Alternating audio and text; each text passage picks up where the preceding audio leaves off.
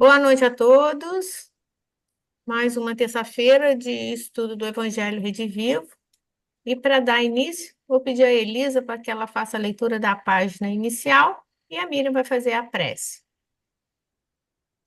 Boa noite a todos. O livro é Fonte Viva, Psicografia de Francisco Cândido Xavier, Espírito Emmanuel. Item 74. Quando há luz. O amor de Cristo nos constrange. Paulo, segunda carta aos Coríntios, capítulo 5, versículo 14. Quando Jesus encontra santuário no coração de um homem, modifica-se-lhe a marcha itinerante. Não há mais lugar dentro dele para a adoração improdutiva, para a crença sem obras, para a fé inoperante. Algo de indefinível na terrestre linguagem transforma-lhe o espírito. Categoriza-o a massa comum por desajustado. Entretanto, o aprendiz do Evangelho, chegando a essa condição, sabe que o trabalhador divino com que lhe ocupa as profundidades do ser. Renova-se-lhe toda a conceituação da existência. O que ontem era prazer, hoje é ídolo quebrado. O que representava meta a atingir é roteiro errado que lhe deixa ao abandono. Torna-se criatura fácil de contentar, mas muito difícil de agradar. A voz do mestre, persuasiva e doce, exorta-o a seguir sem descanso. Converte-se-lhe a alma num estuário maravilhoso, onde os padecimentos vão ter, buscando arrimo, e por isso sofre a constante pressão das dores alheias. A própria vida física afigura-se-lhe um madeiro, em que o mestre se aflige. Ele o corpo, a cruz viva em que o Senhor se agita crucificado. O único refúgio em que repousa é o trabalho perseverante no bem geral. Insatisfeito, embora resignado, firme na fé, não obstante angustiado, servindo a todos, mas sozinho em si mesmo, segue estrada afora, impelido por ocultos e indescritíveis aguilhões. Esse é o tipo de aprendiz que o amor de Cristo constrange na feliz expressão de Paulo. Vergasta-o a luz celeste por dentro até que abandone as zonas inferiores em definitivo. Para o mundo será inadaptado e louco. Para Jesus é o vaso das bênçãos. A flor é uma linda promessa onde se encontra. O fruto maduro, porém, é alimento para hoje. Felizes daqueles que se espalham a esperança, mas bem-aventurados sejam os seguidores do Cristo que suam e padecem, dia a dia, para que seus irmãos se reconfortem e se alimentem no Senhor. Então, refletindo nas palavras de Emmanuel, a gente agradece a oportunidade de aqui estar, Senhor, para mais uma noite de aprendizado do Evangelho que nos dá base, né, para que a gente siga a nossa vida, tenha Ele como uma luz, né, que nos guia e que hoje a gente possa, então, ajustar todos esses conhecimentos para nos alavancar no nosso progresso individual e coletivo também. Fique conosco, Senhor, por graças a Deus. Que assim seja. Obrigada, Miriam. Obrigada, Elisa. Então, hoje nós vamos dar continuidade ao nosso estudo É o tema 46, Primícias do Reino, a parte narrativa 3. Nós estamos no Evangelho de Mateus, capítulo 16, versículos de 1 a 28. Nós iniciamos com a Geórgia uns 15 dias atrás, uns 20, né, com a narrativa 1. Márcia, Mar, Oi, só vou te avisar que eu não sei se você já está gravando ou não. se eu estou o quê? Gravando, Sim, já está sendo gravado, tá? desculpa. Então, a Geórgia começou então com a narrativa 1, há uns 20 dias atrás. A Mira fez a narrativa 2, que encerrou na semana passada. Hoje a gente vai fazer a narrativa 3 e depois ainda temos mais uns, porque são 4. Todas essas narrativas, elas tratam dos movimentos iniciais, aqueles primeiros momentos da instalação do movimento cristão, todas elas, tá? Então, a gente viu desde lá da primeira, a visita de Jesus a Nazaré, falamos da execução de João Batista, os fenômenos da multiplicação dos pães, né? A gente viu isso. A gente viu também sobre as discussões lá nos fariseus, a questão do puro, do impuro. O segunda multiplicação dos pães, vimos a primeira, depois vimos a segunda. E hoje a gente vai continuar nesses momentos, avaliando como Mateus registrou essas ideias, né, de Jesus.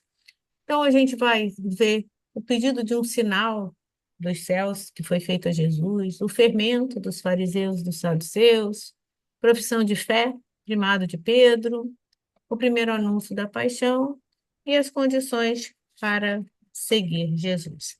Essa é a nossa proposta para hoje, tá? Então, o texto evangélico, que está nos versículos 1 a 4 no capítulo 16, né, os fariseus e os saduceus vieram até ele e pediram-lhe para pô-lo à prova que lhes mostrasse um sinal vindo do céu. Mas Jesus lhes respondeu: ao entardecer, dizeis, vai fazer bom tempo porque o céu está avermelhado. E de manhã, hoje teremos tempestade, porque o céu está de um vermelho sombrio. O aspecto do céu sabeis interpretar, mas os sinais dos tempos não sois capazes. E Jesus continua: geração má e adúltera, reclama um sinal, e de sinal não lhe será dado senão o sinal de Jonas. E deixando-os, foi embora. Então, tem várias coisas aqui, umas para a gente lembrar, né? Outras para a gente realmente, né, esclarecer ou refletir. Vamos lembrar que, segundo a tradição do judaísmo, esse Messias, ele surgiria no mundo material ali físico, né? Que ele apresentaria sinais, né? Esse sinal do céu. E que então, quando os fariseus vêm até ele, eles pedem que ele mostre uma prova, que dê uma prova, né? Um sinal do céu. Nós vamos lembrar que Jesus apresentou um monte de provas, né? Mas a vaidade e o orgulho sempre, né, embota a visão. Então, vamos começar. Inicia o versículo dizendo que os fariseus e os saduceus vieram até eles. Vamos lembrar quem eram os fariseus? Quem lembra, gente? Quem eram os fariseus? Quem eram esses? Vou ajudar. Moravam no Sinédrio, eram os responsáveis pela condução do povo judeu dentro da religião, né? Traz isso. É por aí. E Eles cheio eram. de pompa e circunstância. Boa, boa, Solange. Eram seguidores do judaísmo, né? Eles demonstravam zelo pelas aquelas tradições teológicas, cumpriam a questão das práticas exteriores, passavam a impressão de serem muito devotos, observadores e fiéis dos princípios religiosos, mas, na verdade, né, eles ficavam muito presos ao orgulho, ao egoísmo, e as práticas externas. E Jorge Elahá, né, comenta, né, já vi ele falando isso mais de uma vez. Os fariseus, na verdade, era legítima a proposta deles no sentido de manter a Torá, né, de manter fiel àquele texto, né, bíblico. Então, eles a todo custo, eles mantinham aquilo, eles pensavam em manter, né? Então, eles que queriam a prova do reino dos céus, aí pedindo a prova, o sinal do céu. E os saduceus, gente, era uma facção religiosa, tá? Ele, eles conviviam ali junto com os fariseus, era um dos principais, três principais grupos, que eram os fariseus, os saduceus e os essênios, né?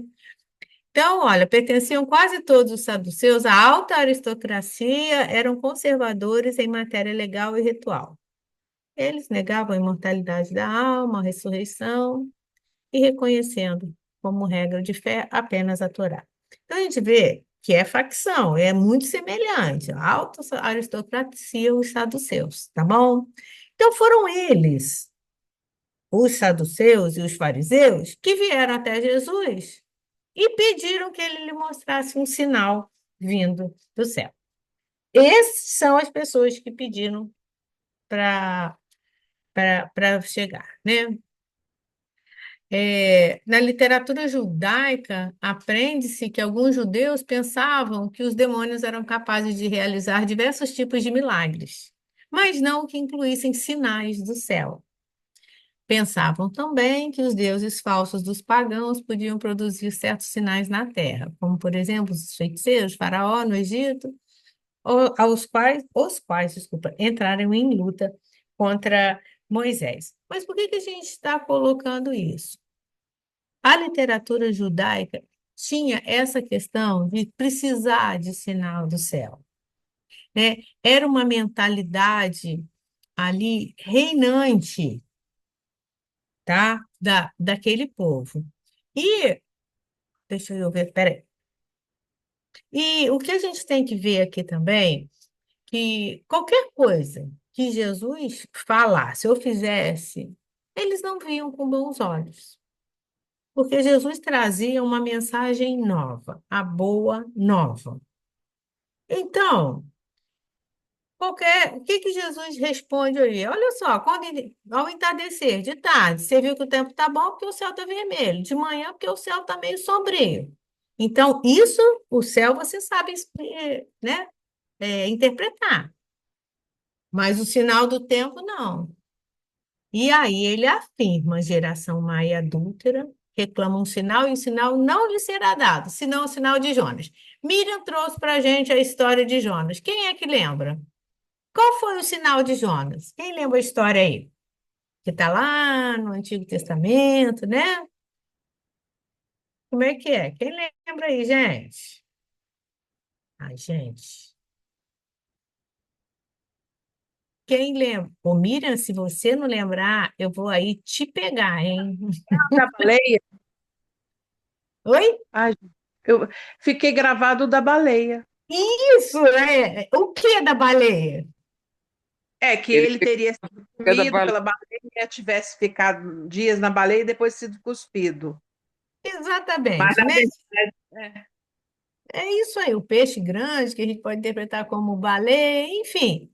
Ele falou, e Jesus falou assim, olha só, vocês reclamam um sinal, eu já dei o sinal de Jonas e vocês não entenderam nada. E Jesus, então, partiu. Vamos lembrar só que a história, né? Por que que ele se refere ao sinal de Jonas? Aqui a gente vai lembrar que um alto mar, né? Um grande vento baixou, caiu uma tempestade, e aí, né, Jonas estava indo a Nínive, um povo que estava em grande dissolução, para que ele pudesse ajudar a mudar essa forma, né? Ô, E Márcia, diante. na verdade, o Deus falou para Jonas ir a Nínive. E ele Então, não conta quis. aí, Miriam, conta aí. Deus falou para Jonas para ele ir a Nínive para ajudar aquele povo que era politeísta, né, que estava do lado errado. E aí ele achou muita coisa para ele, em vez de pegar o navio para ir a Nínive, ele pegou o navio para ir para o outro lado. Ele não quis ir a Nínive, ele falou era muita responsabilidade. E aí, durante essa travessia, teve A uma tempestade. tempestade enorme e ele então ele foi jogado fora do barco, porque quando eles descobriram que ele estava. Eles acharam que era ele que tinha provocado, por causa, né, que ele não foi, ele estava provocando aquilo. E aí, né, ele acabou sendo engolido por uma baleia, que eles falam peixe grande, que é impossível, a gente trouxe aqui mostrando que é impossível uma baleia engolir alguém e ele sair vivo ainda, porque ele não passa 3 dias depois, não né? pode, não pode. O que o Celestino fala é que ele ficou em cima de uma carcaça de uma baleia, como se fosse um bote, ele achou uma carcaça lá e se safou. Sim. E aí depois ele foi a Nínive, sim, fez um trabalho muito bonito, né? De converter essas pessoas. Sim. É isso. Ah, obrigada, Emílio, A por estar Rainha de lembrando Sabá também, é. a Ele história de não João. estava falando muito não que vai dar gases, hein? Dói a barriga. Ah, é verdade! Olha, o que não Isso, falta é gases aqui, viu? tadinha. Eu vou prescrever para ela simeticona, Solange. É, daquela mais forte, o Max, entendeu? E tem que tomar umas 3 vezes por dia. Bom dia. Então, gente, essa primeira parte aí, essa questão do sinal, os fariseus eles queriam, porque eles achavam que o Messias vinha, né? Surgiria aqui como um rei, como algo assim, queria sinal. E Jesus, então, dá uma resposta para eles completamente pedagógica, né? Ó, vocês entendem do tempo e não entendem dos sinais dos tempos, né? Entende do clima, da tempestade. Mas eu já dei o sinal do Jonas e tchau para vocês. Foi bem por aí, né? Jesus não deu muita importância, porque a todo momento os fariseus e os saduceus o enfrentavam, né? E aí, a segunda avaliação que a gente vai estar fazendo é do fermento, me desculpa, o fermento dos fariseus e dos saduceus. Vamos entender um pouquinho isso aí, né? Ao passarem para outra margem do lago, os discípulos esqueceram-se de levar pães, como Jesus lhes dissesse: cuidado, acautelai-vos do fermento dos fariseus e dos saduceus. Puseram-se a refletir entre si. Ele disse isso porque não trouxemos pães. Então, eles estavam atravessando para o outro lago, perceberam que não tinham levado pão, e Jesus já havia dito: olha, cuidado, né, com o fermento dos fariseus. Ele falou assim: ele falou isso porque a gente não trouxe pão. Olha só como a gente tem dificuldade, né, de compreender, de interpretar. Jesus, percebendo, disse: homens fracos na fé, por que refletis entre vós por não terdes pães?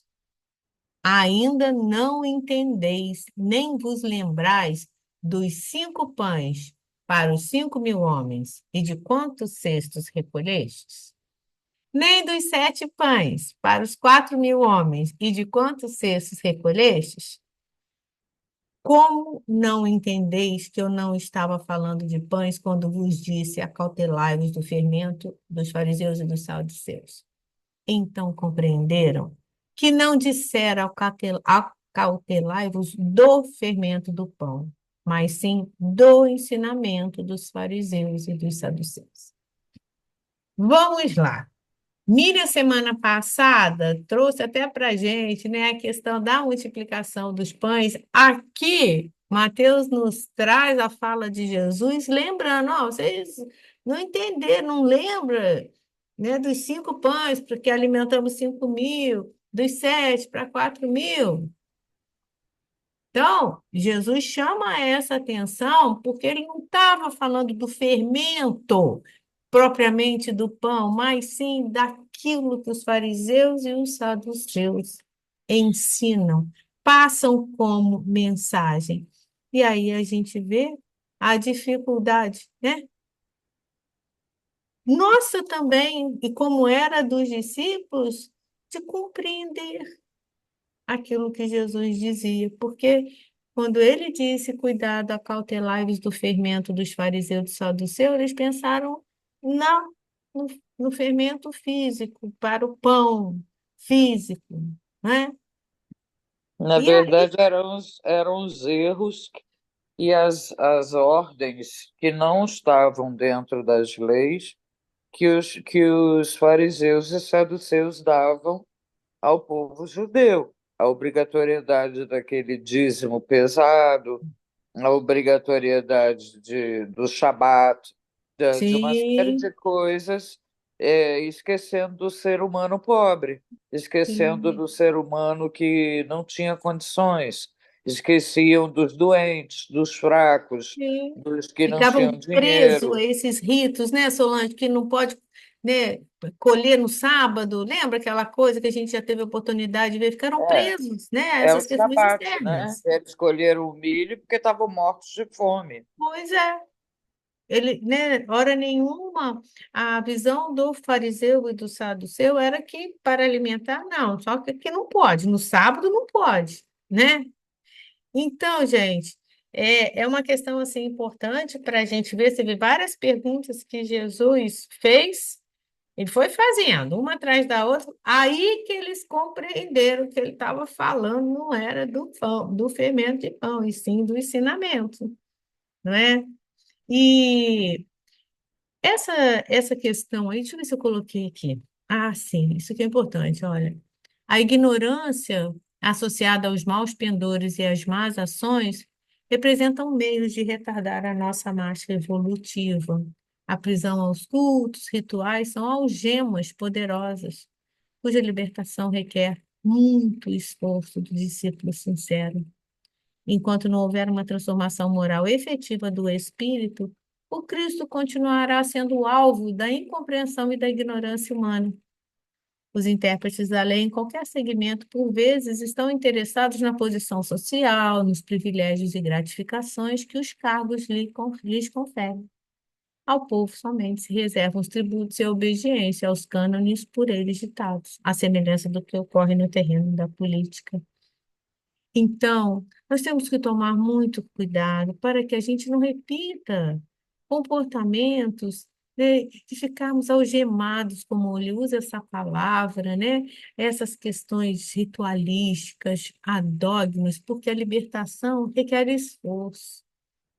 Para que a gente se libertar disso, quando a gente realmente compreende a necessidade da transformação moral, precisa de muito esforço para a gente conseguir domar a nós mesmos, não é domar o outro, não. Domar a nosso egoísmo, o nosso orgulho, para que a gente consiga realmente, né, crescer, né, evoluir enquanto espíritos. E aqui tem um comentário. Deixa eu ver, espera um pouquinho, gente. Eu estou com uma faixa aqui que eu vou ocultar. Eu acho que está aqui, né, Miriam? Ocultar.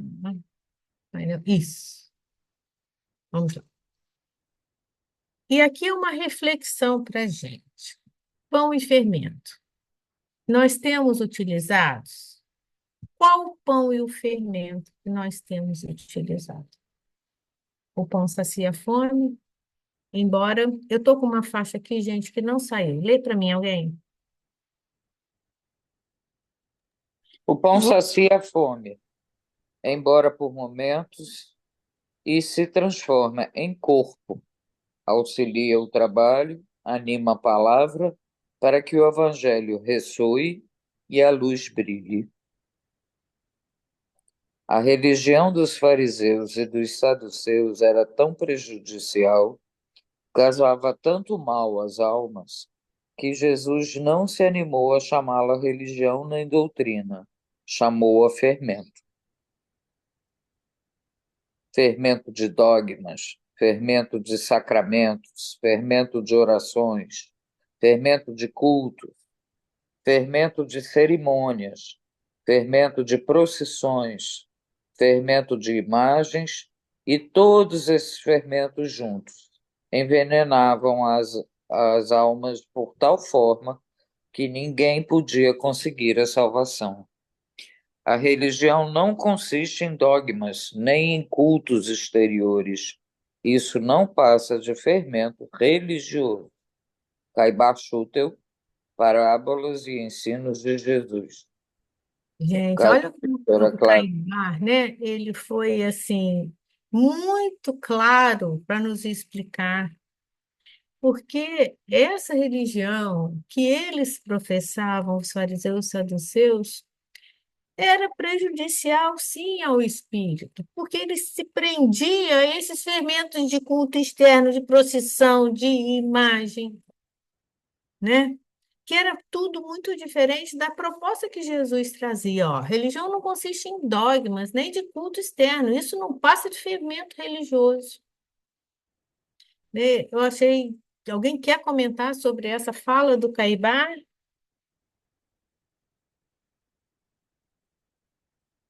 Eu Porque acho que está muito pode claro. falar. Está muito claro. Tá, né? Então, Está gente, bastante é claro. Eu acho bastante claro, né? que Eu, eles se apegavam muito mais aos cultos exteriores e ainda ficavam com os sacrifícios, os animais sacrificados iam para a mesa deles, eles Né? comiam, Estavam etc. e presos tal. nisso, né? Eles estavam muito materialistas. E É, aí, e a parte espiritual propriamente dita não era cultivada. sim, é isso e, aí. eu só não estava conseguindo entender essa parte de fermento religioso. Agora ficou claro para você, Alvin? Ah, que... Desculpa. Então, gente, religião é aquilo que nos religa ao Pai. A religião, se ela não é capaz de nos transformar moralmente, fica muito complicado a gente compreender se a gente não achar que é para isso, que é para culto externo, não é? Fica muito difícil, não é isso que Jesus veio nos ensinar. E aí a gente vai lá no livro dos Espíritos, né? Que definição se pode dar de moral, né? Lá na questão 629. Quem lembra? Não vale pedir ajuda aos universitários. Então, Nem a gente, internet, né? é verdade. A moral é a regra de bem proceder, distinção entre bem e mal, observância da lei de Deus. O homem procede bem quando faz tudo pelo bem de todos, porque cumpre a lei de Deus. Então, quando a gente fala de transformação moral, de reforma íntima, é essa busca de observância da lei de Deus para o nosso crescimento. Não tem nada a ver com culto externo. Quando a gente procede bem, porque a gente vê a coletividade. E aí a gente vai estar observando a lei de Deus. E aí, como se pode distinguir o bem do mal? É a questão seguinte, né? Kardec faz essa pergunta. O bem é tudo que é conforme a lei de Deus, o mal é tudo que dela se afasta, simples assim. Então, fazer o bem, proceder de acordo com a lei de Deus. Fazer o mal é infringir essa lei. É tão objetiva essa resposta, né, gente? Os espíritos superiores nos deixam. A nossa dificuldade toda é que a gente tem dificuldade de entender a lei de Deus. E aí a gente, ainda no estágio evolutivo que a gente se encontra, a gente se afasta dela, a gente não compreende ela. Então, o processo da transformação moral passa pelo conhecimento da lei de Deus. E aonde que ela está escrita? Quem lembra? Na consciência. Não é? Está na nossa consciência. E ainda Kardec ainda faz a questão seguinte, ó. O homem tem meio de distinguir por si mesmo o que é bem do que é mal? A resposta também é curta e objetiva. Sim, podemos distinguir o que é bem e o que é mal quando cremos em Deus e o quer saber. Deus lhe deu inteligência para distinguir um do outro. Muitas vezes nós sabemos o que é o bem e o que é o mal, mas não nos interessa ou queremos manter determinados comportamentos, né? Mas podemos, por nós mesmos, distinguirmos, sem dúvida, porque a lei de Deus está na nossa consciência, né? Mas muitas vezes nós queremos adiar esse compromisso com o Pai, né? Vamos dizer dessa forma. Alguém quer fazer algum comentário a esse respeito? Parece que a de muitos está muito suja, né? A Parece. consciência. Ah! A gente tem muito Dá que um trabalhar aí, polimento para né? aparecer. É. E olha só o que que a Marta, a coordenadora do Evangelho Redivivo, esclarece-nos os espíritos orientadores que, para se praticar o bem, evitando-se o mal, é preciso edificar o caráter moral. Enquanto a gente não crescer moralmente, o que que é a moral? Né? É a regra do bem proceder. Enquanto a gente não se transformar, não crescer moralmente, nós não vamos compreender a lei de Deus, né? Porque vamos estar distantes dela. E aqui tem uma mensagem que está lá no livro Vinha de Luz, no capítulo 36, chamado Faccionismo. E aí é uma reflexão, tá, gente? Estamos nos acautelando contra o fermento religioso? Estamos tomando cuidado, sendo cautelosos contra o fermento religioso, que nós já vimos o que é? Olha o que Emmanuel diz para gente. Toda escola religiosa apresenta valores inconfundíveis ao homem de boa vontade. Mas em todo instituto religioso propriamente humano, há que evitar um perigo: o sentimento faccioso que adia indefinidamente as mais sublimes edificações espirituais. Católicos, protestantes, espiritistas, todos eles se movimentam ameaçados pelo monstro da separação, como se o pensamento religioso traduzisse fermento da discórdia. Olha o que ele estava falando aqui para gente. Todas as escolas, né, religiosas têm valores que são inconfundíveis, sim, mas temos que evitar o quê? Tem um perigo, esses sentimentos facciosos, separatistas, não é? Preconceito de uma com as outras. Preconceito, não é? Isso aí, Solange. Infelizmente, é muito grande o número de orientadores encarnados que se deixam dominar por suas garras perturbadoras. Espessos obstáculos impedem a visão da maioria. Querem todos que Deus lhes pertença. Não, doutrina espírita que é o E Deus, só eles que serão salvos. mas não cogita de pertencer a Deus. Só nós seremos salvos. Só Não é. nós, só a Tem nossa gente boa em religião. toda parte do mundo com diversas religiões. É isso aí. Então, olha a recomendação de Emmanuel, gente, que todo aprendiz do Cristo esteja preparado a resistir ao mal. É imprescindível, porém, que compreenda a paternidade divina por sagrada herança de todas as criaturas, reconhecendo que na casa do Pai, a única diferença entre os homens é a que se mede pelo esforço nobre de cada um. Olha o que Emmanuel está dizendo. Para quê essa discussão de querermos que o Deus nosso é melhor do que o do outro, né? Que fronteira é essa que a gente coloca entre as religiões, como a Solange falou, achando que a nossa é melhor que a do outro? É melhor para nós hoje, pode ser que amanhã não seja, né? Mas o Deus é um Deus de todos. Essa é a visão da verdadeira fraternidade, não é? Sem fronteiras religiosas, sem fronteiras de nação, porque todos somos irmãos, filhos de um mesmo Pai. Então, é imprescindível que compreenda a paternidade divina. É o mesmo Pai para todos nós. É linda, linda essa mensagem, né, gente? Alguém quer fazer um comentário sobre isso? Não? Então, jura ninguém? Mas Oi? se não tivesse um nosso pai, a gente não seria um irmão, Sim, entendeu? sim. Se não Infelizmente, a tiver gente ainda não consegue se ver em como irmãos, né, Alvin? sim, Né? Infelizmente, a gente consegue ver o irmão enfim, consanguíneo, se aquele que nasceu do você mesmo pai e da mesma mãe, exata, mas na né? verdade todo o planeta Terra Sim, é filho do o mesmo mesmo pai, né? pai. É isso aí. E aqui é só também mais uma reflexão para a gente, né? O que nos falta para as conquistas espirituais, né?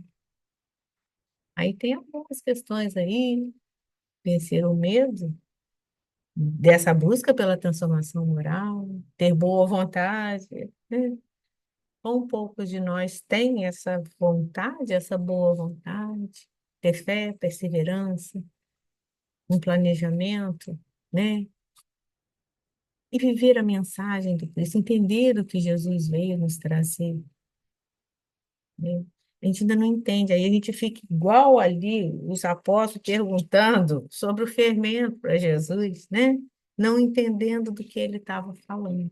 Mas agora eu acho que a gente já entendeu a história do fermento aí aqui, Jesus, né?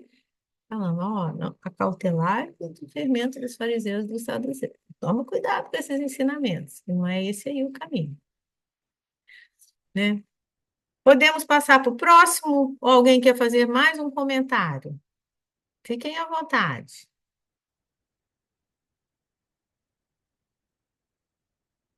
Então, vamos lá. Agora a gente vai falar da profissão de fé e primado de Pedro. Aí agora a gente está nos versículos 13 a 20, ainda no capítulo 16 do Evangelho de Mateus, tá? Chegando Jesus ao território de Cesareia de Filipe, perguntou aos discípulos: Quem dizem os homens ser o filho do homem? Disseram: Uns afirmam que é João Batista, outros que é Elias, outros ainda que é Jeremias ou um dos profetas.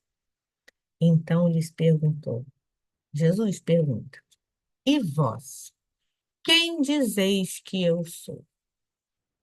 Primeira pergunta, ó, quem dizem os homens ser o filho do homem? Aí agora ele faz uma segunda pergunta. E vós, quem dizeis que eu sou? Simão Pedro então respondeu: Tu és o Cristo, o Filho de Deus vivo. Jesus respondeu: Bem-aventurados és tu, Simão, filho de Jonas, porque não foi carne ou sangue que te revelaram isso, e sim o meu Pai que está nos céus. Gente, essa é uma passagem, nós vamos continuar, que ela é um pouco maior do que isso, que assim demonstra a compreensão de Simão, né? Aqui, porque quando ele faz a primeira pergunta, uns dizem que é João, outros dizem que é Elias, que é Jeremias, né? Mas e vocês? E só Pedro respondeu. Olha que interessante. Não resta dúvida que esse texto representa uma das mais significativas páginas do Evangelho de Jesus. A gente repara que Jesus faz uma avaliação do pensamento do povo a seu respeito, né? Porque os discípulos circundavam pelo povo. Ele pergunta: o que dizem os homens ser o filho do homem, né? Mas também ele queria saber qual era a opinião dos discípulos, aqueles que estavam ali, num contato mais direto com ele. Então, várias vezes a gente vê no texto evangélico essa expressão filho do homem é comum, né? Mateus, Marcos também usa dessa fala, a gente vê, e né, Jesus atribuindo a ele próprio o filho do homem, né? Dessa forma. Então, lê para mim a primeira frase, alguém aí, gente, porque está apagado para mim.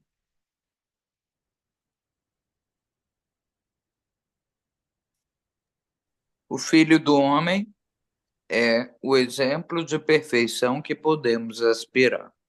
Então, vamos lá. Nós aprendemos com a doutrina espírita que Jesus é um espírito puro, é um Cristo que veio à Terra, né, mostrar-nos a verdadeira fraternidade, solidariedade, a verdadeira moral. Então, o Filho do Homem é aquilo que a gente pode aspirar de perfeição, né? Esse é um dos pontos. Vamos ver o que mais diz. Olha, o homem por excelência, que amadurecendo seus potenciais, penetra nas linhas sutis de assimilação das revelações espirituais superiores. À medida que amadurecemos, que crescemos, vamos percebendo, né, assimilando as questões superiores, espirituais superiores. E é espírito, esse espírito, né, que cresce, é espírito portador de evolução humana completa, caracterizada pela angelitude. Estamos todos falando, né, até agora, o Filho do Homem. Esse espírito puro é portador da evolução humana completa, caracterizado pela angelitude. Filho do Nossa, Homem é aquele que nasce, cresce e se evidencia pela capacidade de transformação de si mesmo sob a tutela amorável de Deus. Só para a gente entender, né, gente, essa referência que Mateus faz, né, da pergunta de Jesus, que dizem os homens ser o filho do homem? Ser dele, Jesus. O que os homens falam a meu respeito?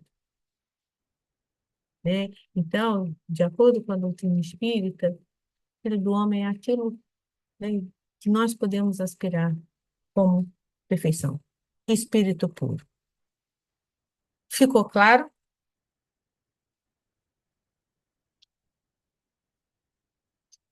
Então vamos continuar. É,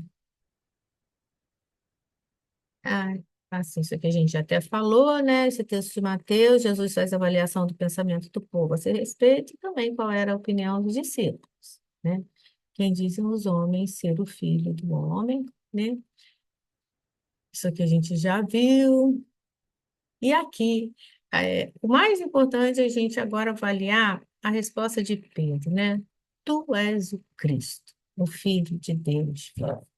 Olha como Pedro já tinha, né? Ele já percebia que Jesus tinha algo mais.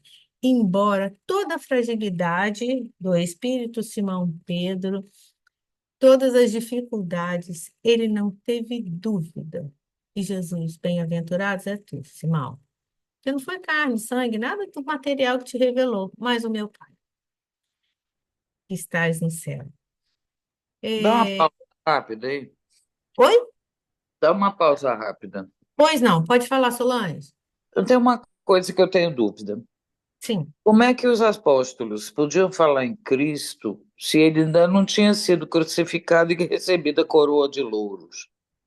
pois é. Por isso que Jesus diz, Simão, você é bem-aventurado, porque não foi o povo, esse mundo material que te revelou, mas o meu Pai que está nos céus.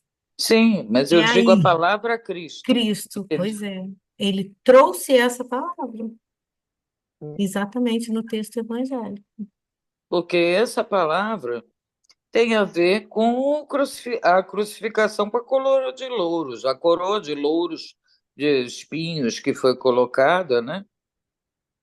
Não, Que Solange, era uma planta chamada coroa de Cristo. olha, eu sinceramente não tenho conhecimento a esse respeito. Se alguém tiver, eu não tenho sobre isso, e sim do Cristo, desse espírito crístico, desse espírito puro. Alguém, né, Solange? Sinceramente, eu não tenho como falar a Não, esse respeito. eu hoje entendo, espírito Cristo, espírito Uhum, puro, a escalada dos espíritos, eu sim, aceito, você entendeu? Mas o que eu digo é assim, porque para mim ele era Jesus, filho de José, Jesus aham. para José, Mas entendeu? será que Simão aí realmente não foi a carne que te revelou, e sim meu pai? Não foi algo que ele percebeu a mais, essa impressão? Alguma visão, alguma. Sim, mediúnico, não sei.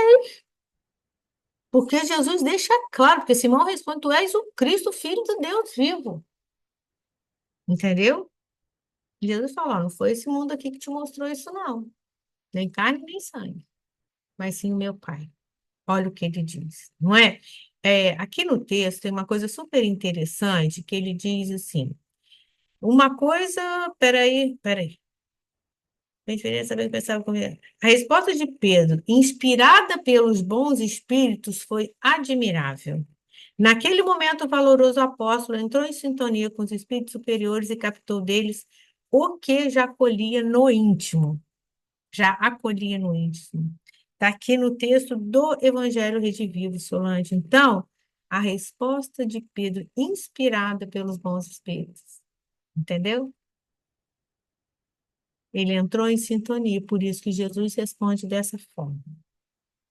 Agora, para mim, foi uma surpresa o que você trouxe de informação. Muito obrigada sobre a coroa, né? Que era essa flor, essa planta, né? Que ele tem até no Brasil. É. Aí, viu? Então, Ela realmente tem uns espinhos imensos, sim, entendeu? E dá uma flor vermelha, olha entende? só. E você trançar aquilo e botar na testa de qualquer um ia sangrar e muito. Sim, olha só, né? Então, não sei se isso atendeu a sua expectativa, Solange, né, essa resposta, esse comentário que está aqui no Eu Evangelho creio de que tem a Pedro. ver com tradução errada, É. Não, entendeu? pela explicação, é que foi uma inspiração dos espíritos superiores mesmo, Pode entendeu? ser, Né? entendeu? É o Mas que está assim, aqui. ele poderia falar: Tu és Jesus, filho de Deus vivo. É. Mas eu acho que ele não quis personificar na pessoa de Jesus, ele foi além. Ele foi além disso, Sim, eu entendo isso. né? A impressão que eu tenho, se alguém tiver É um outro. ser superior, além de todos. Sim, ele não é só fechado em Jesus, esse homem, né? Eu acho que o que ele quis responder foi isso. Eu não tenho certeza se no Antigo Testamento faz referência a alguma coisa a Cristo, a algum espírito crístico. Já tinha, talvez, essa E eu questão também dos não sei. espíritos crísticos, né? Então, não Não vem da sei, Miriam. crucificação. Eu acho que ele já tinha uma noção Já de tinha? espíritos crísticos, né? Por isso que ele fala isso. Porque Hum. realmente ele não cunhou essa palavra do nada, né? Era uma coisa que Não, porque a gente chama Jesus Cristo, né? Em todas as religiões, né? Enfim, essa questão aí podemos No- pesquisar, hein, gente? nossa, Oi, vamos supor, eu estou tomando um intestino que nada a ver com isso daqui. Vamos supor, eu me di, eu digitando hoje, a pele espírita já vai para o plano espiritual ou você a gente desencarna hoje e o que mais que você falou?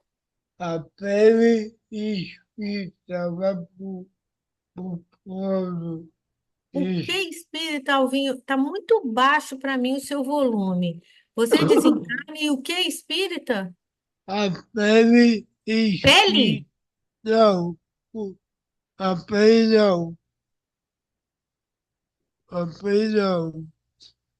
A gente vai pro eu, eu digitado hoje.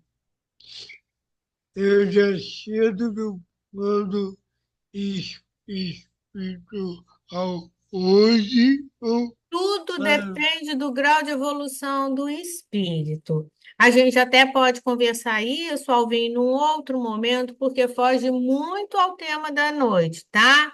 Mas tudo vai depender de como nós agimos nessa nossa existência, como é que cultivamos os valores, se estamos apegados demais ao mundo material ou não, tá bom? Mas a gente pode conversar isso num outro momento, é porque está muito fora do assunto, tá? ah, Então, vamos dar continuidade, gente. Ó, fica essa questão aí para a gente pesquisar isso até do Antigo Testamento, gente, se essa palavra Cristo, né, Miriam? Se a gente tentar achar alguma coisa é interessante. Vou perguntar ao Severino Celestino, né? Ou isso, né? Ou o chat GPT. Que a Miriam tem contato com ele. Podia passar o e-mailzinho perguntando. Então, Miriam, pergunta para o professor Severino. Ele com certeza vai saber responder. Jesus, então, né, ainda dentro dessa passagem, escutou as observações com o habitual carinho e inquiriu. Os homens se dividem nas suas opiniões, mas vós, os que tendes comungado comigo a todos os instantes, os discípulos, quem dizem que sou, né? E aí que Pedro responde, né? Tu és o Cristo, isso aqui está no Boa Nova, né? O Salvador, o Filho do Deus vivo. E aí é importante a gente fazer uma pergunta para nós que estamos aqui hoje, espíritas, estudantes do Evangelho Redivivo. Quem é Jesus para nós? Tirando o mestre, guia e modelo, né? Acho que seria interessante a gente fazer essa reflexão. Quem é Jesus para mim? Para vocês? Acho importante a gente refletir isso junto. Vocês não acham? Muito. Quem quer? Quer seu lanche começar? Para mim é esperança. Esperança em vida, de ajudar o máximo que eu puder os irmãos, para que todos cheguemos a um estado de vida melhor, seja na matéria ou fora dela. Entendeu? Quem é o Cristo para mim? O modelo que esteve aqui, modelo, caminho, verdade de vida, né? É o modelo de caminho a seguir, porque ele andou, ele fez coisas, ele mostrou como agir com os pobres, com os doentes, tudo isso. Quem mais?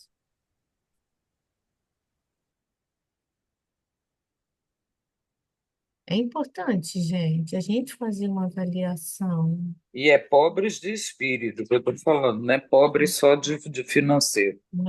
Em espírito, né? Porque, né, nós estamos aqui estudando o Evangelho, né? Agora, de acordo com o que Mateus trouxe para a gente, né? Isso tudo que a gente vem estudado, né? É importante a gente parar e falar assim, gente, e Jesus? Quem é Jesus para mim? É só uma figura que está lá, longe ou não? Como Solange falou, está aqui perto. É o meu É o guia meu motivo mesmo, de estar viva. né? É o motivo de eu estar viva, Está aqui. entendeu? Porque se eu não tivesse esse incentivo com as dificuldades e percalços pesados que a vida nos traz, a Estava gente difícil, né? estaria muitas vezes num suicídio. Ainda bem que nós temos esse irmão mais velho, né? Para dizer, olha, eu mostrei o caminho, segue ele. Segue ele. Não pega o fermento dos fariseus e das religiões, não. Pega o caminho, né? Pega o ensinamento, a moral. Alguém mais gostaria?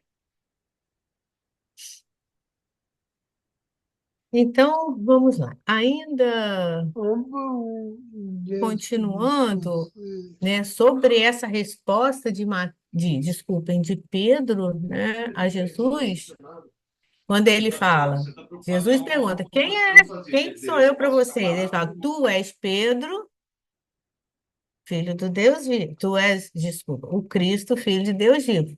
E aí Jesus diz, também eu te digo que tu és Pedro. E sobre essa pedra edificarei minha igreja. É a continuação. E as portas do Hades nunca prevalecerão contra ela. Sabem o que é as portas do Hades? Pode dizer um inferno. Quer Então, dizer, Deus grego do inferno, né? sim, é o deus grego do inferno, né? Então, eu te digo que tu és Pedro, e sobre essa pedra eu vou edificar minha igreja, né? Eu te darei as chaves dos reinos dos céus, e o que ligares na terra será ligado nos céus, e o que desligares na terra será desligado nos céus. Em seguida, proibiu severamente os discípulos de falarem a alguém que ele era o Cristo. Olha só, gente, que coisa interessante. Ele pergunta primeiro quem era ele para o povo. Poderia ser João Batista, Elias, algum profeta. Depois pergunta para quem era ele, Jesus, para os discípulos. E Pedro responde que ele é o Filho de Deus. Ele falou: tu és Pedro, e sobre você eu vou edificar a minha igreja, vou te dar a chave dos céus. E em seguida ele proibiu que eles dissessem de falar a alguém que ele era o Cristo. Olha só, aí pode ser que o que a Miriam trouxe da palavra Cristo tenha fundamento lá no Antigo Testamento. Eu prometo a vocês que vou pesquisar a esse respeito, tá? Porque, olha, ele proíbe, como em diversas curas a gente já viu isso. Vá e não conta para ninguém o que aconteceu aqui. E aqui ele faz a mesma coisa. Então, ele afirma que sim, ele é o Cristo. Pedro vai ser a pedra que ele vai edificar a igreja, mas, ó, né, ele vai dar as chaves, é claro que é uma linguagem simbólica aí, né, gente? As chaves dos, né, em que ligar a chave do reino dos céus. Ele estaria ali junto com Pedro. Mas, ó, deixa quieto. Não espalha isso para ninguém, porque não havia necessidade de que isso acontecesse. Porque ele queria muito mais que o exemplo fosse seguido do que o nome fosse Porque o guardado. nome, exatamente isso. Porque o título, né, Solange? Porque o título, aí Solange está coberta de razão. Ah, tem um negócio aqui interessante. Lá no Boa Nova mesmo, no capítulo 21, Humberto de Campos nos diz que neste momento entregastes a Deus o coração e falaste a sua voz. Bendito sejas, pois começas a edificar no Espírito a fonte da fé viva. Sobre essa fé edificarei a minha doutrina de paz e esperança, porque contra ela jamais prevalecerão os enganos desastrosos do mundo. É a continuação, né, da fala de Jesus contido no Boa Nova pelo Espírito Humberto de Campos. Aqui vale a gente também comentar, é, peraí, que o entendimento da mensagem espiritual, né, do Cristo, de Jesus, permitiu aos membros das diferentes igrejas cristãs interpretar de forma equivocada as palavras de Jesus. Pedro se tornou, em consequência, o patrono da Igreja Católica, seu primeiro papa. No entanto, o sentido das palavras de Jesus é muito diferente. Quando ele disse que ele seria a pedra angular, é a pedra de consolidação do novo edifício da fé, erguido lá sobre as ruínas daquela fé completamente cega, né, cheia de dogmas. Exatamente. Então, Pedro acabou se tornando o patrono da igreja, né, o seu primeiro papa, mas Jesus trazia uma nova proposta que a gente com certeza não consegue entender por quê. Naquela época, os judeus, os príncipes dos sacerdotes, né, e os fariseus acabaram rejeitando toda aquela fala do Cristo, né? A gente sabe isso, mas depois o que ficou consolidado, né? Essa consolidação do novo edifício de fé é o que mantém há 2024 anos, né? Na nossa, fazendo, tendo como base a nossa fé, a fé cristã, né? É essa consolidação. Aqui Kardec fala na Gênese. Então, gente, a esse respeito, né, sobre essa passagem de Mateus, né, que aqui Jesus deixa bem claro que ele é o Cristo, e que Pedro seria a pedra fundamental, né? Fica muito claro para nós. Pode ser que a gente já tenha visto essas passagens em algum momento, alguma leitura, e está aqui no Evangelho de Mateus. Tá bom? Que Antes de mais? traduzir, né, Pedro e pedra é a mesma palavra, né? Sim, é isso Ela aí. não tem masculino e feminino. É uma É, palavra só. só, né? Boa. Eu já andei lendo sobre isso. Ah, olha, é muito bom isso, que aí a gente vai aprendendo também, uns com os outros, né? Alguém mais, gente, quer fazer algum comentário a esse respeito? Então, deixa eu só ver as horas, porque a gente... Tá, vai dar tempo da gente fechar. E agora, o outro ensinamento dessa narrativa 3, né? É o primeiro anúncio da paixão. A partir dessa época, Jesus. Que época? A época em que ele vinha conversando, ele já tinha feito as curas, ele estava ali querendo saber quem que o povo, quem era. Os saduceus e os fariseus já tinham pedido o sinal dos céus, e ele disse, ó, já dei, vocês não estão prestando atenção. E agora, a partir dessa época, Jesus começa a mostrar aos discípulos ser necessário que fosse a Jerusalém e sofresse muito por parte dos anciãos, dos chefes dos sacerdotes, dos escribas, e que fosse morto e ressurgisse ao terceiro dia. Então ele começa a falar. Por que eles não ficavam em Jerusalém? Eles ficavam em Cafarnaum, eles ficavam ali nas margens do Mar da Galileia. Ele falou: vai ser importante que eu vá para Jerusalém, que eu vou sofrer sem dúvida nenhuma, e vou morrer e vou ressurgir ao terceiro dia. Pedro, então, começou a repreendê-lo, dizendo: Deus não o permita, Senhor, isso jamais te acontecerá. Jesus, então, voltando-se para Pedro, disse: Afasta-te de mim, Satanás. Tu me serves de pedra de tropeço, porque não pensas as coisas de Deus, mas as dos homens. Vamos tentar entender isso aí, né? Jesus aqui começa a preparar os discípulos, anunciando de uma forma, né, no princípio um pouco mais sutil, né, mas depois mais incisivas, os sofrimentos que ele ia passar, o que a gente chama da paixão de Cristo, né, que ele iria e passaria por dor, ia ser condenado pelo sinédrio, a morte seria pela crucificação.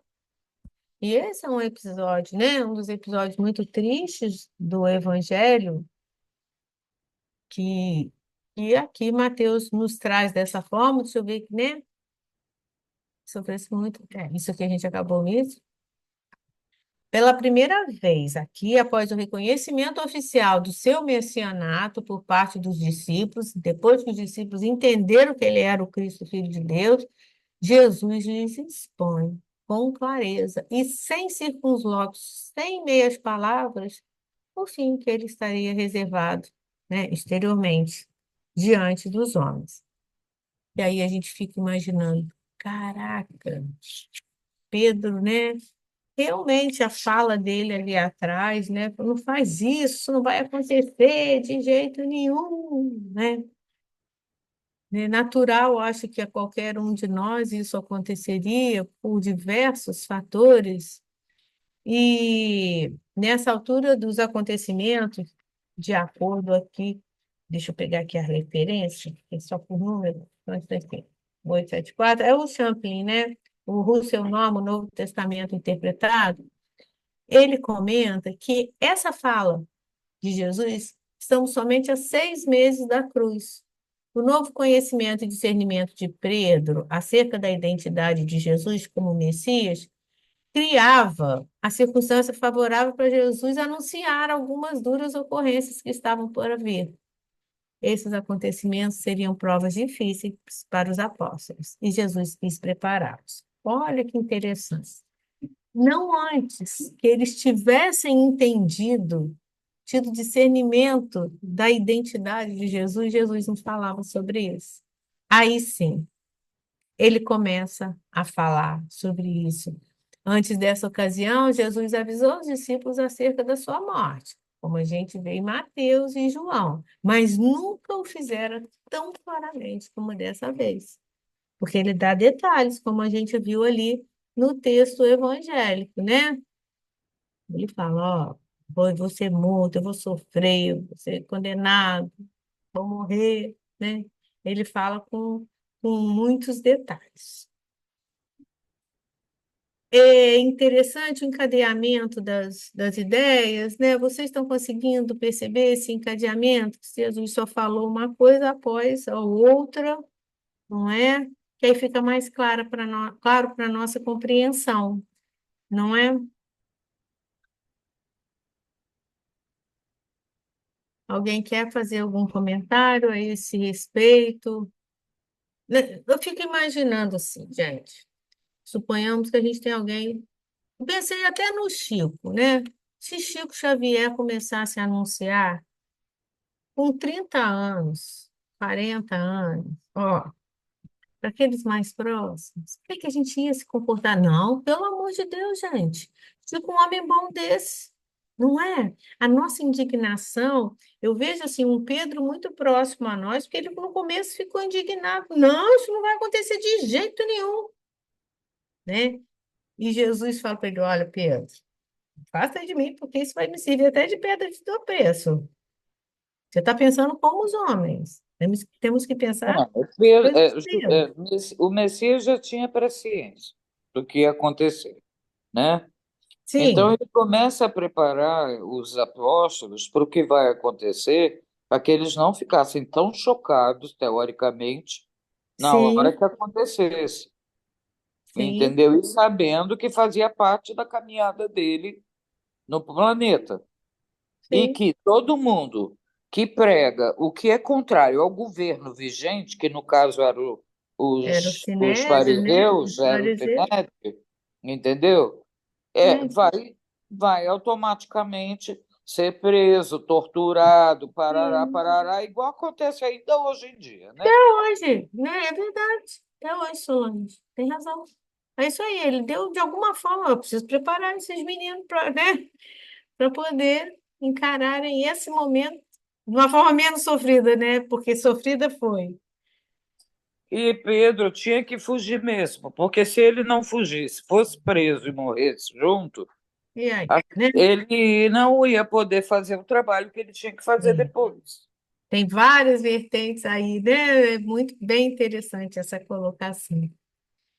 Então, gente, estamos aqui, né, nesse anúncio, primeiro anúncio que Jesus deu. Como diz aqui o Russell, era 6 meses antes da crucificação efetiva, da condenação dele, tá? Quando ele estuda o Evangelho, versículo por versículo. Não sei se você tem mais alguma coisa. Ah, olha só. Jesus aí, de uma forma, ele sabia do que iria acontecer, né, com ele. A faculdade de pressentir as coisas por vindouras é um dos atributos da alma e se explica pela teoria da presciência. Jesus a possuía como todos, mas ele em grau eminente. Então, ele pode prever os acontecimentos que seguiriam sua morte sem que nesse fato algo haja de sobrenatural, pois o que vemos reproduzir-se aos nossos olhos nas mais vulgares condições. Não é raro que indivíduos anunciem com precisão o instante em que morrerão. É que a alma deles, no estado de desprendimento, está como o homem da montanha. Abarca a estrada a ser percorrida e lhe vê o termo. Ele olha de cima e consegue enxergar tudo. Então, essa é a teoria da presciência, a capacidade, a faculdade de prescindir das coisas por vindouras. E Jesus, né, tinha isso num grau É uma altíssimo. capacidade mediúnica. É, Ele é e o muitas as médium, pessoas o a maior têm, médium né? que já esteve na Terra. Muitas pessoas a têm. E, peraí, deixa eu ver o que tem aqui. Tanto mais assim havia de dar-se com Jesus, quando, tendo consciência da missão que vieram desempenhar, sabia que a morte no suplício forçosamente lhe seria consequência. A visão espiritual permanente nele, assim como a penetração do pensamento, haviam de mostrar-lhe as circunstâncias e a época fatal. Pela mesma razão, podia prever a ruína do templo, a de Jerusalém, as desgraças que iam se abater sobre seus habitantes e a dispersão dos judeus. Isso está lá em A Gênese, tá, gente? Então, o que aqui Kardec está querendo nos mostrar, que Jesus tinha essa faculdade, né? Seu maior nível, que a gente não pode nem imaginar, né? Tudo para ele estava ali, ele previa tudo isso, por isso ele fala daquela forma com os discípulos, como Solângela falou, é para prepará-los mesmo, ir preparando aos poucos, né? Para o momento da crucificação. Além disso, Pessah, a Páscoa judia, era uma época de peregrinação de todos os judeus a Jerusalém. Sim, naquela, né? Naquele período. Por isso ele foi para lá, na Foi mesma época. falar, né? E aí, gente? Quando Pedro fala, não, isso não vai acontecer, né? Olha, Jesus então dependeu. Não, Pedro então diz, desculpa, né? Deus não permita, Senhor, isso jamais vai te acontecer. E né, a revelação abrupta causa em Pedro um choque emocional violento, temperamental, como sempre. Parece que tudo vai se realizar ali mesmo, naquele momento, né? Então, extrovertido e generoso corre para protegê-lo, né? A sabedoria do Evangelho, esse texto está lá, né? Pedro leva um choque com aquela fala de Jesus. De alguma forma, ele quer proteger. O amor humano de Pedro não consegue, né? Não pode compreender nem aceitar que o seu rabi, tão jovem e tão bom, tivesse um fim tão trágico, né? Bastava então para ele não ir mais a Jerusalém. Se ele não for, nada vai acontecer. Você vê o pensamento de, de Pedro, né? Que era bem isso, ó, não vai então para lá que isso não vai te acontecer. Que era o amor humano, aquele do que é perto, que quer proteger. Enquanto a criatura não modificar sua mente, colocando acima das coisas terrenas as espirituais, não estará apta a submeter-se às provas. Não terá ainda iniciado a subida evolutiva. Então, a gente consegue entender bem o comportamento de Pedro aí, né? Quando Jesus faz essa revelação.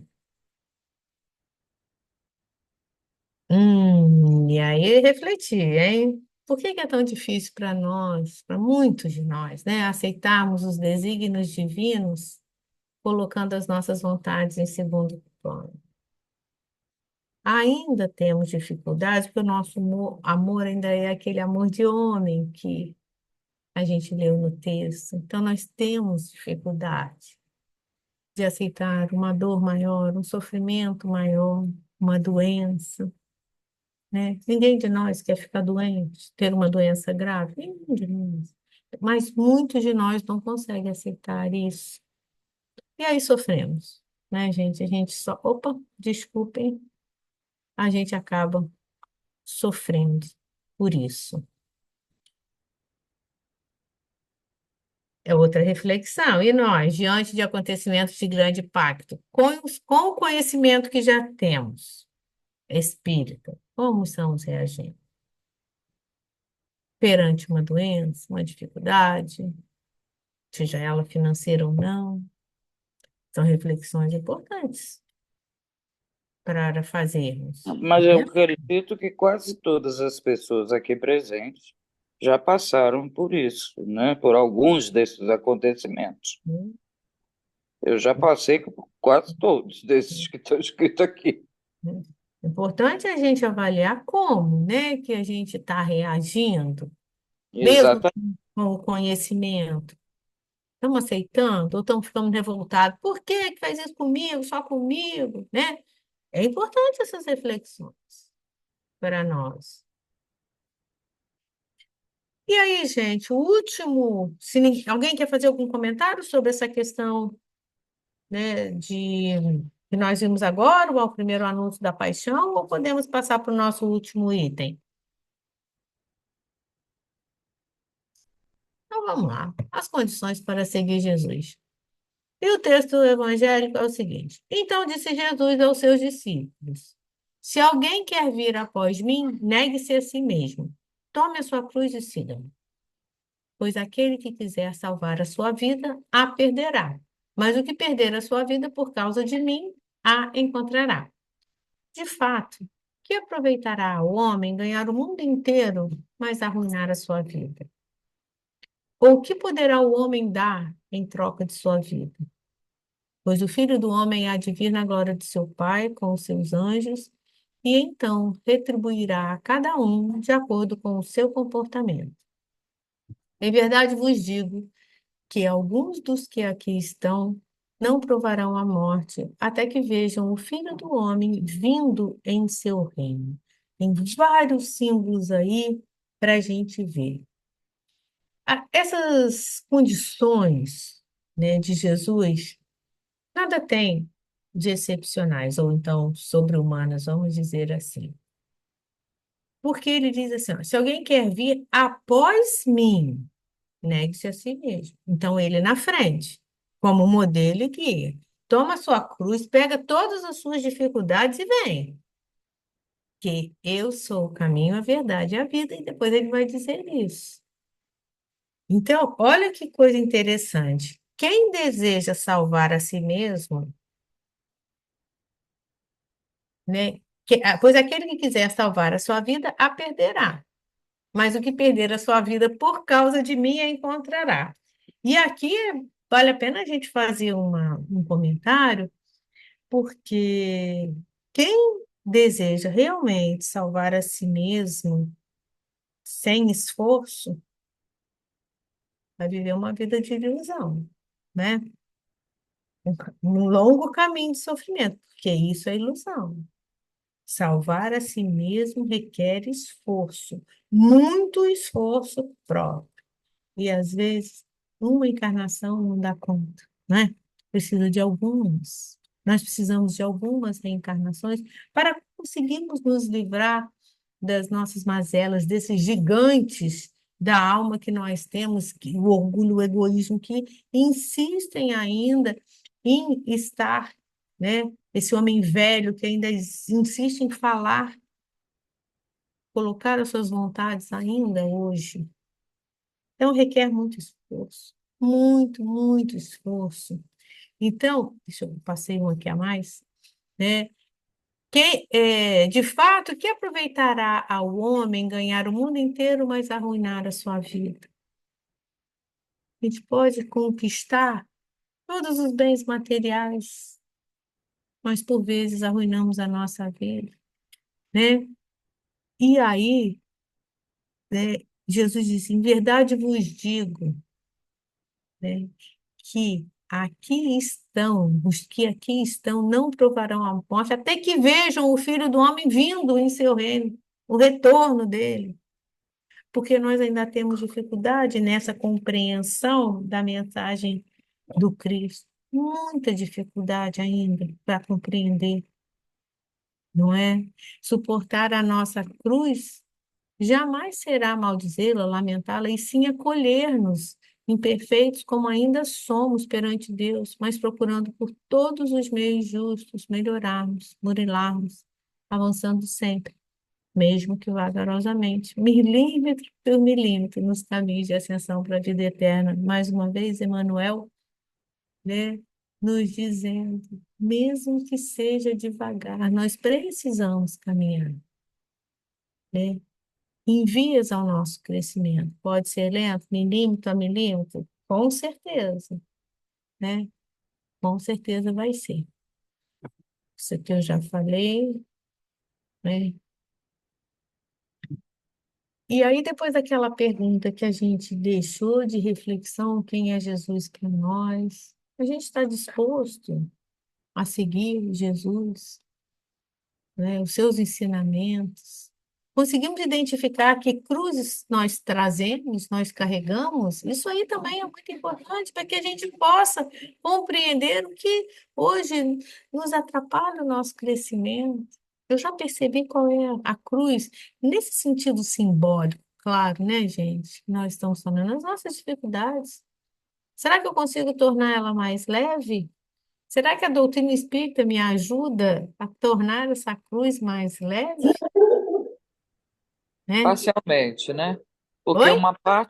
uma parte dessa cruz são nossas próprias imperfeições que têm que ser curadas através da reforma íntima e que você não consegue mudar tudo de uma vez. Você É, vai mudando aos aos pouquinhos. pouquinhos, né?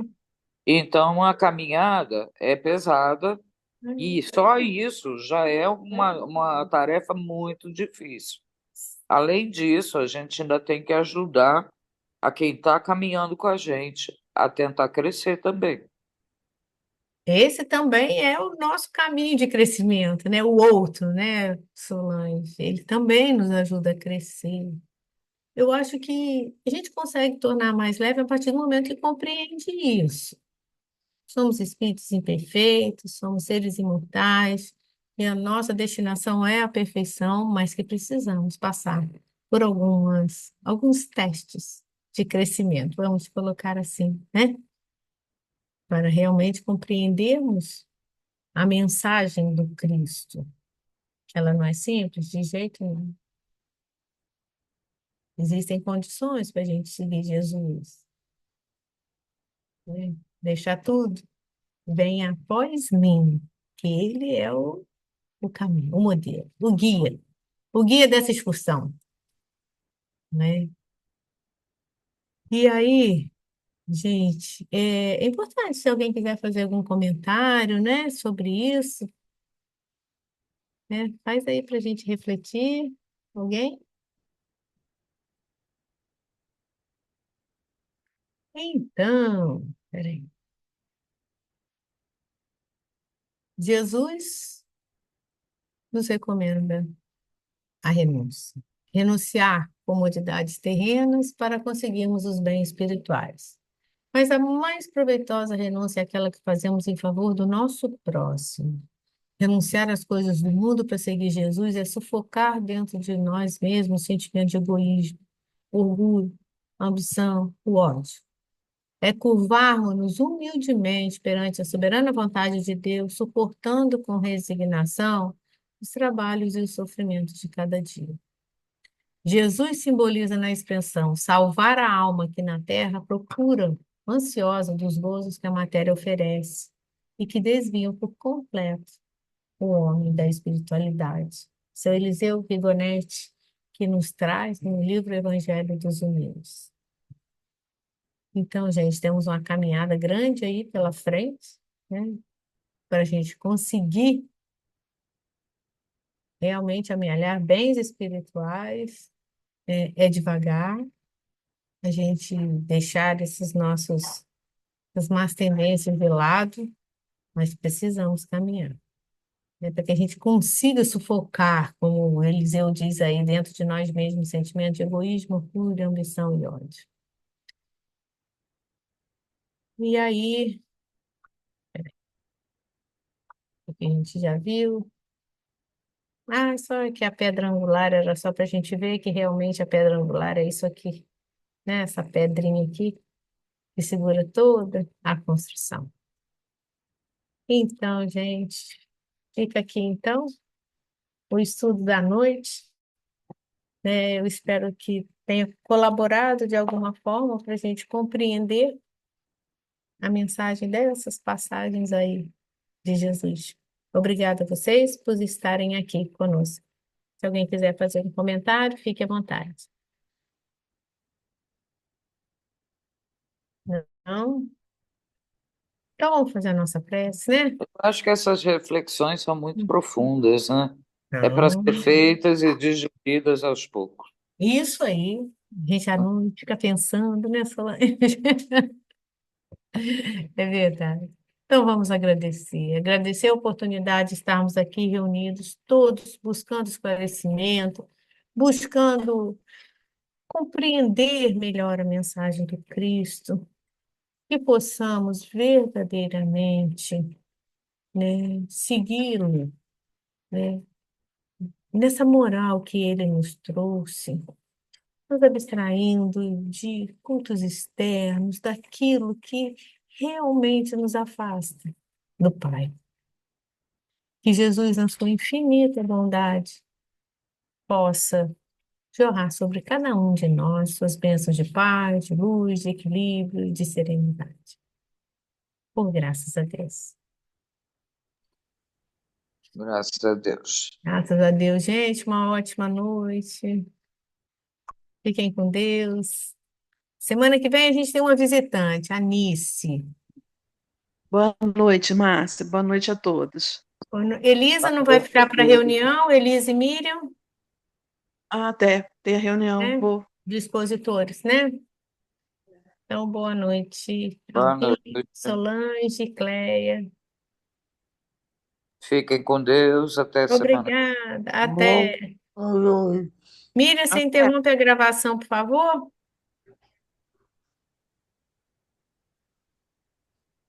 Espera aí que eu vou ver. Eu não consigo aqui.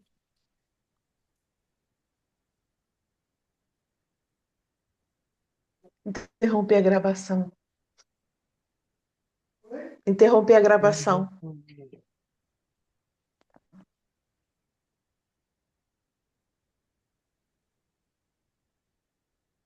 Álvaro e Cleia, nós vamos iniciar uma reunião de expositores. Vocês fiquem à vontade para vocês saírem, tá bom?